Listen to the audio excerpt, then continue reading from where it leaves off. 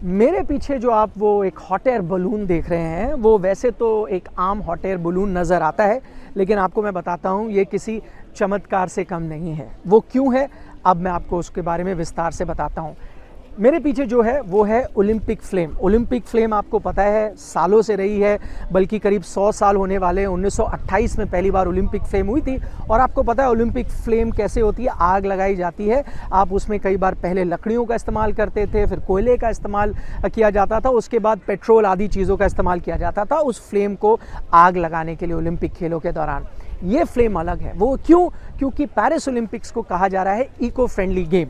इसलिए आपने देखा है कि भाई जो एथलीट्स विलेज है वहाँ पर एयर कंडीशंस नहीं है, नए स्टेडियम नहीं बनाए गए हैं इस खेलों के लिए, पुराने स्टेडियम का इस्तेमाल किया जा रहा है। उसके अलावा रिसाइकल्ड चेयर्स हैं, सेन नदी को एकदम नए सिरे से साफ़ किया गया है। वो इसलिए क्योंकि यहाँ पर कार्बन फुटप्रिंट यहाँ के ऑर्गेनाइजर्स नहीं छोड़ना चाहते। इको फ्रेंडली गेम्स इनको कहा जा रहा है। अब अगर आप इको फ्रेंडली गेम का आयोजन करेंगे तो क्या आप एक आग लगा सकते हैं जिससे धुआं प्रदूषित करेगा? नहीं। तो इसीलिए जो आप देख रहे हैं फ्लेम, जो आपको आग नज़र आ रही है, आग के ऊपर धुआं नज़र आ रहा है, असल में ना वो आग है ना वो धुआं है। कैसे बनाया गया है उसको मैं आपको विस्तार से बताता हूँ। दरअसल पानी का इस्तेमाल किया गया है, पाइप के ज़रिए हाई प्रेशर जो नोज़ल्स हैं उनका इस्तेमाल किया गया है। और उससे क्या होता है, जब वो पानी निकलता है तो वो धुंध का काम करता है, एक धुंध सी बनाता है पानी।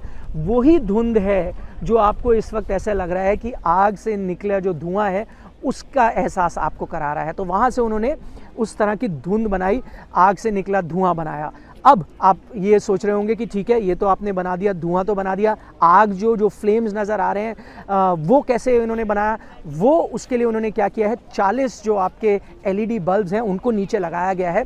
और उन LED बल्ब्स की जो रोशनी है, जब वो पानी का जो वो मिस्ट है जो निकल रही है, धुंध सी जो निकल रही है, उसके साथ जब जाकर जुड़ती है तो वो आपको ऐसा एहसास कराता है कि वो आग लगी हुई है और आग के ऊपर उसका धुआं है। ये बहुत ही शानदार चीज़ यहाँ के जो आयोजक हैं उन्होंने की है।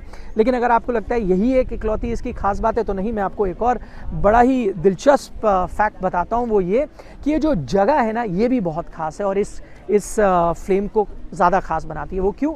क्योंकि इस वक्त मैं खड़ा हूँ पेरिस के ट्यूटियर गार्डन्स में, और यहाँ पर ढेर सारे जो पर्यटक हैं वो आते हैं, टूरिस्ट ये एरिया है।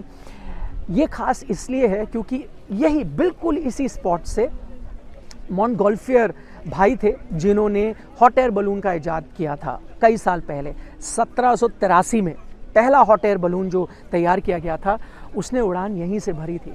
और आज ओलंपिक फ्लेम जो है, जो हॉट एयर बलून की तरह आपको एक एहसास दिला रहा है, उसको भी यहीं रखा गया है। तो इसीलिए ये जगह और जो आप मेरे पीछे चीज़ देख रहे हैं वो बहुत ही ख़ास है।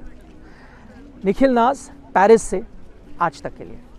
मैच से जुड़े आपके हर सवाल का हम देंगे जवाब। जानने के लिए हर update, live analysis, special interviews, download कीजिए स्पोर्ट्स तक ऐप।